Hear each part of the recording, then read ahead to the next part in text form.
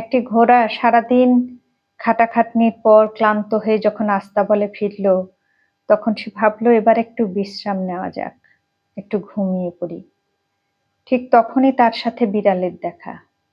তখন সে বিড়ালকে বলল, সারাদিন বড্ড খাটাখাটনি গেছে, শরীর আর নিতে পারছে না, ভাবছি কাল থেকে একটু কম কাজ করব।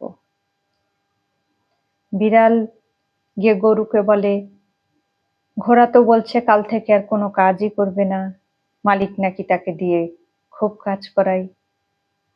গরু গিয়ে ছাগলকে বলল, ঘোড়া তো বলছে এই ফার্মেই আর থাকবে না, মালিক নাকি তাকে দিয়ে খুব খাটায়, তারপর ঠিকঠাক খেতেও দেয় না।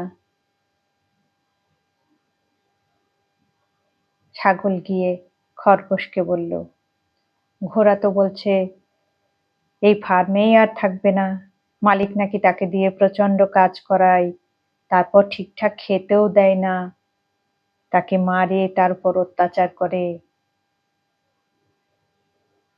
খরগোশ গিয়ে ফার্মের যে কর্মচারী তাকে বলল, ঘোড়া তো বলছে কালই এখান থেকে চলে যাবে, এই ফার্মের মালিক নাকি খুবই অত্যাচারী, পাশের ফার্মের মালিক খুব ভালো, সে পাশের ফার্মেই চলে যাবে।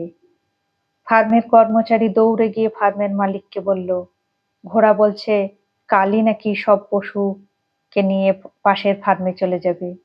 তখন ওই ফার্মের মালিক সেই রাত্রেই বিষের ইঞ্জেকশন দিয়ে ঘোড়াটিকে মেরে ফেলল। ঘোড়াটির অপরাধ কি ছিল জানেন? সে সরল মনে বিশ্বাস করে তার মনের কথাটুকু বলেছিল। আমাদের সমাজও ঠিক এইরকম। তাই কাউকে নিজের মনের কথা, দুঃখের কষ্টের কথা বলার আগে হাজারবার ভাববেন, কারণ আপনার কষ্ট আপনার মতো করে কেউ বুঝবে না। তাই নিজের দুঃখ, কষ্ট, আনন্দ সব সময় নিজের মধ্যেই রাখার চেষ্টা করবেন। আপনার কষ্টটাও যেমন কেউ বুঝবে না, আপনার উন্নতিও সবার ভালো লাগবে না। কাজেই নিজের দুঃখ, কষ্ট, আনন্দ সব সময় নিজের মধ্যেই রাখার চেষ্টা করবেন।